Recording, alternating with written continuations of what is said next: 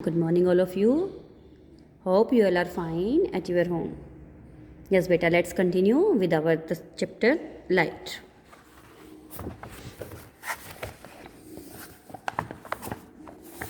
हाँ जी बेटा, आज हम बात करेंगे मल्टीपल रिफ्लेक्शंस की। मल्टीपल रिफ्लेक्शंस क्या होते हैं? मल्टीपल रिफ्लेक्शन के अंदर एक से ज़्यादा तरह के रिफ्लेक्शन जब होते हैं एक साथ, हम उसे कहते हैं multiple reflection. Look at the following images where a cricket ball is placed between two plane mirrors. Count the number of images formed. आपको दो प्लेन मिरर के बीच में एक बॉल को रखा है और आपसे कहा है कि कितनी इमेजेस बनी, इनको काउंट करके बताइए. We know that a plane mirror forms only one image of the object placed in front of it. कि प्लेन मिरर तो सिर्फ एक ही इमेज बनाएगा ना जब हम उसके सामने ऑब्जेक्ट को रखेंगे. Have you ever thought, क्या आपने कभी सोचा है कि what would happen if an object is placed between the reflecting surfaces of two mirrors? When two reflecting surfaces face each other, then the image of one mirror becomes the object for the other and so on. जब एक की image दूसरे के लिए किसका काम करती है? ऑब्जेक्ट का काम करती है और ये लगातार प्रोसेस चलती रहती है. This results in multiple images. और हमें इसका रिजल्ट क्या मिलता है कि हमें बहुत सारे इमेजेस मिल जाते हैं. Such reflection is called multiple reflection. ऐसे रिफ्लेक्शंस को हम क्या कहते हैं? मल्टीपल रिफ्लेक्शन कहते हैं. Have you seen the image of your back side? Do you know it how it happens? ये कैसे होता है? This happens due to multiple reflections. ये होता है मल्टीपल रिफ्लेक्शंस की वजह से, एक से ज़्यादा रिफ्लेक्शंस होते हैं तब. The number of images formed due to multiple reflection depends on the angle between the two mirrors that face each other. This is given by the following formula. Number of images where N क्या है हमारे पास? Number of images. और formula क्या रहेगा? 360 by theta minus 1. Theta angle between the mirrors. Theta क्या है कि आपने किस एंगल से दो मिरर को रखा है. Suppose the angle between two mirrors is 45 degree. हमने मान लिया कि जो दो एंगल मिरर हमने रखे थे उनके बीच का एंगल 45 डिग्री है. Then the number of images formed can be calculated by using the above equation. तो हम कैसे इमेजेस फाउंड आउट करेंगे? 360 by 45 minus 1 is equal to, देखो जब हम 360 को 45 से डिवाइड करेंगे हमें 8 मिलता है. 8 माइनस 1 यानी हमें कितनी इमेजेस मिलेंगी? 7 images. Hence there will be 7 images formed in both the mirrors. If we are putting with the 180 degree, then number of images is 1. If we are going to put two mirrors by 90 degree, then the images are 3. For 60 degree, the images are 5. For 30 degree, the images are 11. And for 0 degree, means when two mirrors are parallel to each other, then we got infinite images. How many number of images we got? Infinite number of images. Yes, beta. Observe the above table. Based on this, we can deduce the following. हम क्या निकाल सकते हैं? As the angle between the mirrors decrease. जैसे ही दोनों angle mirror के बीच का एंगल डिक्रीज करेगा, the number of images formed increase. तो हमारे जो नंबर होते हैं ना इमेजेस फॉर्म आउट करने के, वो क्या कर जाते हैं? इंक्रीज कर जाते हैं. When the plane mirrors are parallel to each other, the angle between two mirrors is 0 and we get an infinite number of images. But in practice we do not see an infinite number of images. It is because at each successive reflection a part of light energy is absorbed by the mirrors and thus each successive mirror is fainter than the previous image. Thus at one point an image becomes so faint that we cannot see it. कि एक जगह इतनी फेंट image होती है कि हम उसको देख नहीं पाते हैं क्योंकि एंगल हमारे पास कितने डिग्री का हो जाता है? 0 डिग्री का हो जाता है. Application of multiple reflection. अब देखो मल्टीपल रिफ्लेक्शन है तो इसकी कुछ एप्लीकेशंस भी होंगी. Multiple reflection is used for interior designing. कहाँ यूज़ करते हैं हम? इंटीरियर डिज़ाइनिंग के लिए यूज़ करते हैं. Instruments like periscope. पेरिस्कोप बेटा हमारे यूज़ होते हैं, जो शिप्स होती है ना, पनडुब्बी हम जिसको बोलते हैं, उसके अंदर हम इसको यूज़ करते हैं. Periscope and kaleidoscope are based on multiple reflection. सबसे पहले बात करते हैं पेरिस्कोप की. Periscope is an optical instrument. It contains a cylindrical tube bent twice at right angles. देखो ये सिलेंड्रिकल ट्यूब होती है जो 2 बार बेंट होती है और दोनों बार इसका जो बेंटिंग एंगल है that is 90 degree. 2 plane mirrors are fixed at each bend at an angle of 45 degree. हमने 2 प्लेन मिरर को 45 डिग्री के एंगल से स्टेबल किया है दोनों साइड्स में. When light enters from the upper and it falls on the first mirror. जैसे ही light enter करेगी वो फर्स्ट मिरर पे गिरेगी और फर्स्ट मिरर की इमेज हमें कहाँ पर दिखाई देती है? सेकेंड वाले के ऊपर दिखाई देगी. And is reflected. This reflected ray then falls on the second mirror and is again reflected finally the reflected ray falls on our eye and we see the object at the other end, और हम दूसरे and पे object को क्या कर पाते हैं, easily visible कर पाते हैं.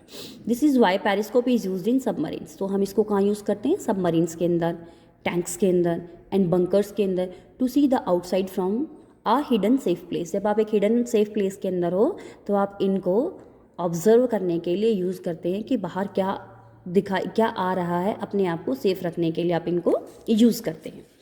ओके बेटा, now next is our kaleidoscope. अगली चीज़ हमारे पास क्या यूजेस है कैलाइडोस्कोप के.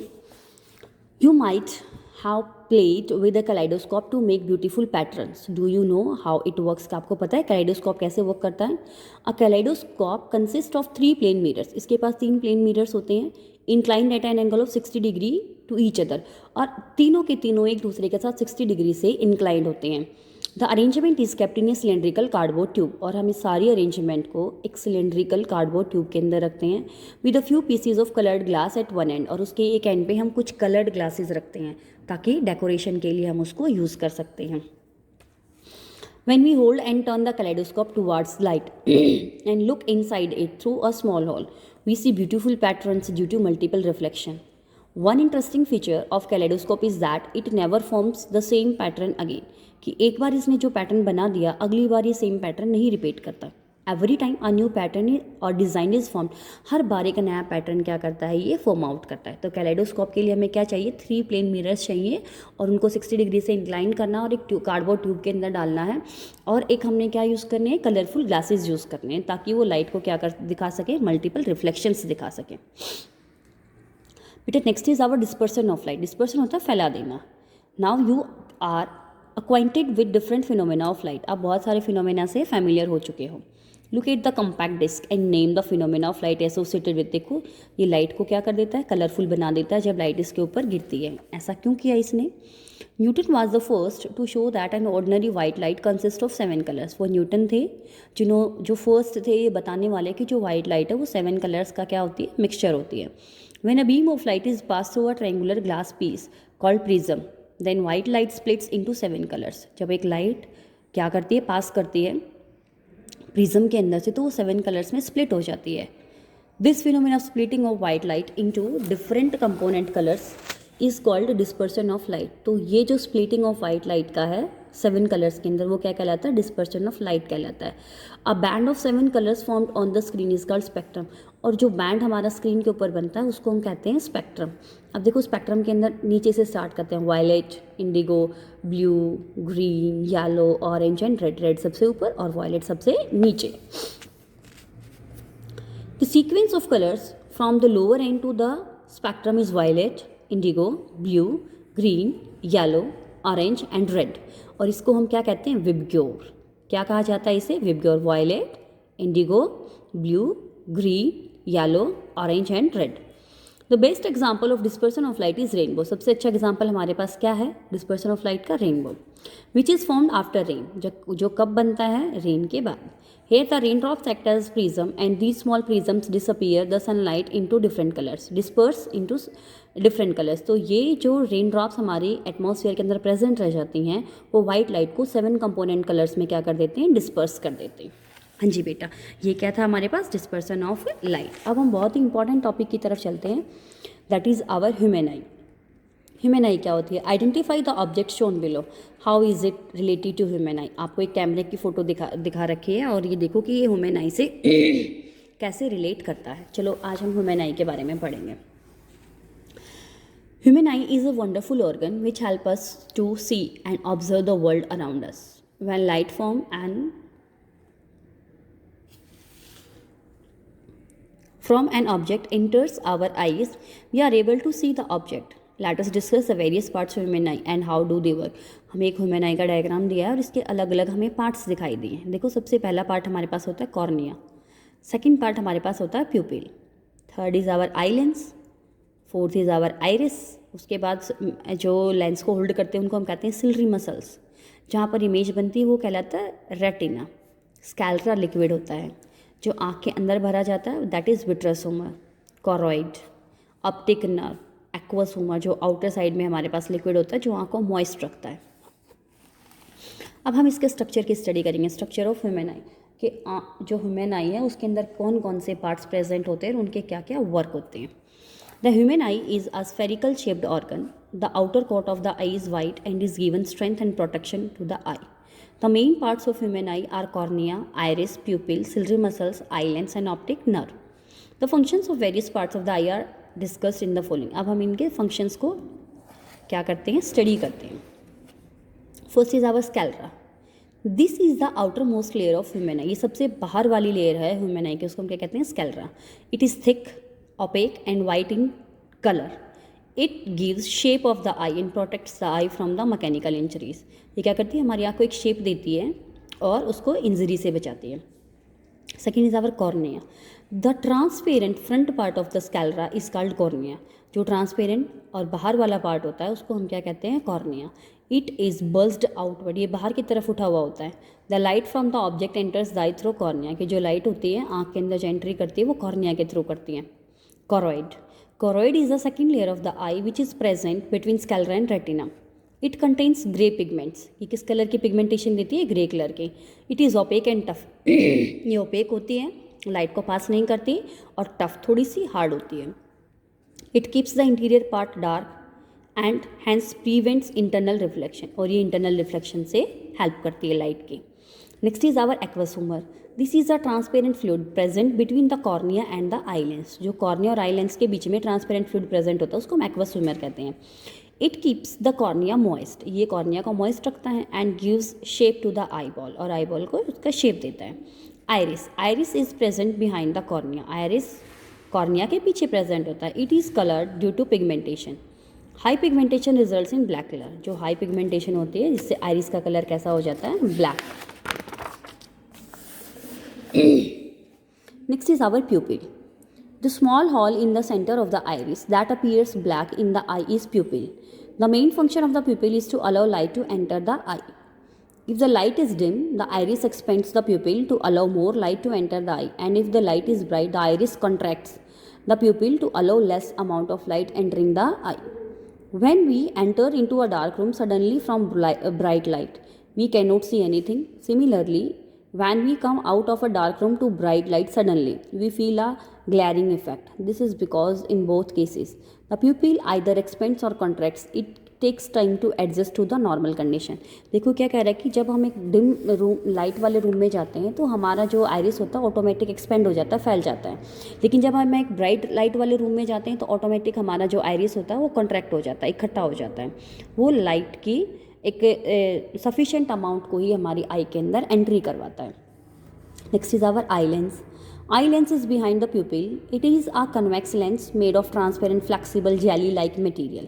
The main function of the eye lens is to focus the light entering in to the eye on the retina of the eye by changing its focal length. The focal length of the lens depends on its thickness. A thick lens has short focal length but a thin lens has long focal length. देखो eye lens का काम होता है light कितनी enter करानी है उसको control करना. Ciliary muscles. There is a ring of muscles whose functions is to hold the eye lens in its place and to change the focal length of the lens by making it thick or thin to see both the nearby and distant objects. When ciliary muscles are relaxed, the lens becomes thin and focal length is increased. When the ciliary muscles are tensed and means stretched, the lens becomes thick and focal length is decreased. The ability of the eye to see the distant and nearby objects by changing the focal length of eye lens is called accommodation. और ये जो focal length की adjustment करना होता है ciliary muscles के through, वो हमारे पास क्या कहलाती है, accommodation कहलाती है. Next is our vitreous humor. The space between eye lens and retina is filled with transparent gelatinous material called vitreous humor. It keeps the eye wet. ये आँख को कैसा रखता है, wet, moist रखता है. Next is our retina. Retina is the screen on which the image is formed. It is most delicate part of the eye. Behind the eye lens, the retina contains various nerve cells. The retina consists of two kinds of cells, rod and cone cells. अब देखो rod और cone cells कौन से होते हैं? Rod cells are sensitive to dim light and respond to intensity of the light. Cone cells are sensitive to bright light and can detect color. देखो कौन हमारे लिए क्या करते हैं, कलर्स को डिफ्रेंशिएट करते हैं. रोड हमें इंटेंसिटी ऑफ लाइट को बैलेंस करने के लिए यूज़ किए जाते हैं. Optic nerve. The rod and cone cells in retina are connected to optic nerve. The optic nerve carries image formed on the retina to the brain in the form of electrical signals. देखो optic nerve के through जो हमारी image होती है वो brain तक जाती है, लेकिन किसके थ्रू जाती है? इलेक्ट्रिकल सिग्नल्स के थ्रू जाती है। Blind spot at the junction of optic nerve and retina there are no sensory cells, rods or cones, so no image is formed at this spot। blind spot के ऊपर कोई sensory cells नहीं होते, तो वहाँ पर कोई भी image नहीं बन पाती है।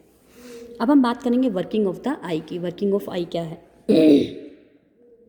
The various parts of the eye work together to see an object. The journey of light from the object into our eyes and formation of image that we see involves various steps. Let us discuss these steps.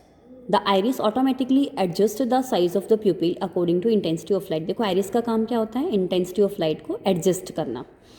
Light from an object enters the eye through the cornea and pupil.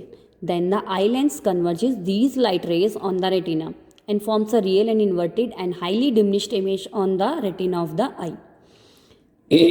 The rod and cone cells present on the retina generate electrical signals which are carried through the brain by the optic nerve and we are able to see the object। और हम आराम से object को देख पाते हैं क्योंकि electrical signal optic nerve के थ्रू किसके पास जाते हैं? ब्रेन के पास जाते हैं। Though the image formed on retina is inverted and brain interprets this image as an erect image. कि हमारे पास जो इमेज बनती है वो कैसी बनती है?